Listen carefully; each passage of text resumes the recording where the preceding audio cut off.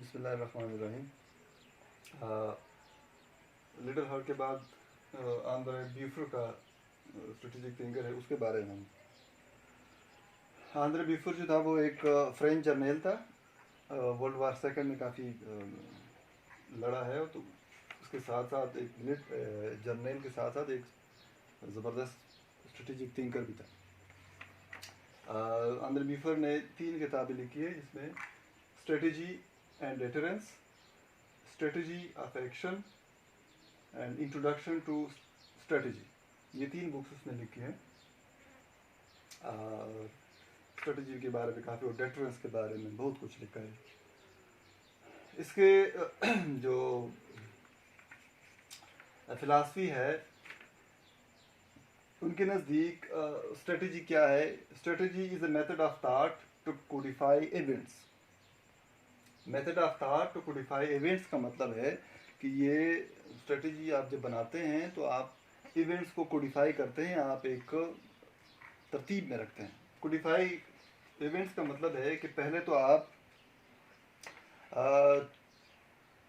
जो इवेंट्स हैं या जो आपके नज़दीक जो उनको आप एक ऑर्डर देते हैं कि कौन सी इम्पॉर्टेंस के लेवल, कौन कितना इम्पॉर्टेंट है।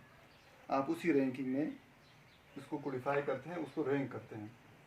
जो दूसरी जो उसमें है, जब आप इवेंट्स को कोडिफाई करते हैं, एक लिस्ट बनाते हैं कि कौन कितना इम्पॉर्टेंट है, इस तरतीब के साथ। तो सेकंड जो है कि आप एक स्ट्रेटजी बनाते हैं, कि उस एक सेट ऑफ स्ट्रेटजीज बनाते हैं और उनमें से फिर आप पिक करते हैं कि कौन सबसे मतलब बेस्ट अवेलेबल जो आपके पास स्ट्रेटजी है, फिर आप वो अप्लाई करते हैं।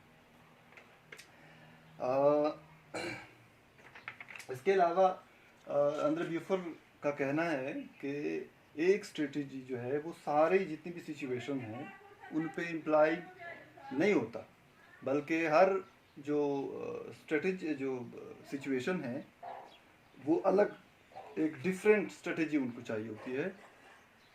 तो उनके नज़दीक आंद्रे ब्यूफर ने 5 पैटर्न जो है ना, 5 पैटर्न ऑफ स्ट्रेटजी उन्होंने दिए हैं।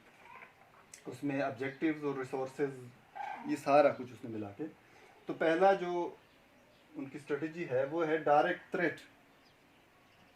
जब आपके पास रिसोर्सेज लार्ज हों, ज़्यादा हों, आपका ऑब्जेक्टिव मॉडरेट हो, ज़्यादा इतना ज़्यादा इंपॉर्टेंट ना हो, बल्कि बस गुजारे का हो आपका पॉलिटिकल ऑब्जेक्टिव जो है, तो आप तब इस सिचुएशन में आपने क्या करना है? डायरेक्ट थ्रेट लगानी है, क्योंकि आपके पास रिसोर्सेज ज़्यादा हैं और आप अपनी जो एनिमी है या जो आपका जो हरीफ है उस पर आप डायरेक्ट थ्रेट, मतलब आप फाइनेंशियल का भी लगा सकते हैं, आप मिलिट्री थ्रेट भी दे सकते हैं, तो वो मान जाएगा। कैपिचुलेशन जो है, जब आपके पास रिसोर्सेज ज़्यादा हों, ऑब्जेक्टिव मॉडरेट हो, गुजारे का हो, तो फिर आप डायरेक्ट थ्रेट से काम चला सकते हैं।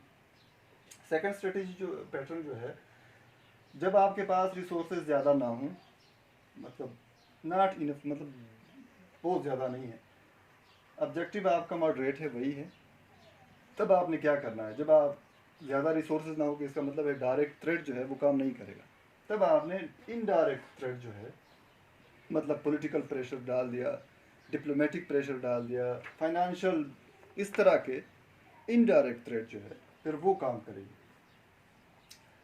थर्ड जो है, जब आपके पास रिसोर्सेज लिमिटेड हो, वो कम हो, और आपका ऑब्जेक्टिव जो है वो इम्पॉर्टेंट हो, मेजर हो बहुत ज़्यादा, तब आपने क्या करना है?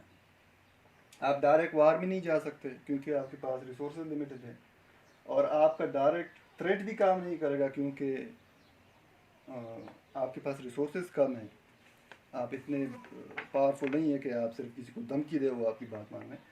तब आपने सीरीज ऑफ सक्सेसिव एक्शंस लेनी है, मुख्तलिफ, मतलब आपने दुश्मन को कभी, मतलब महीने बाद, 2 महीने बाद, कभी पॉलिटिकल, कभी, मतलब एक मिक्सचर आपने रखना है यहाँ पे, कि आप एनिमी को जो है ना डिस्टर्ब कर सके और अपनी बात मनवा सके।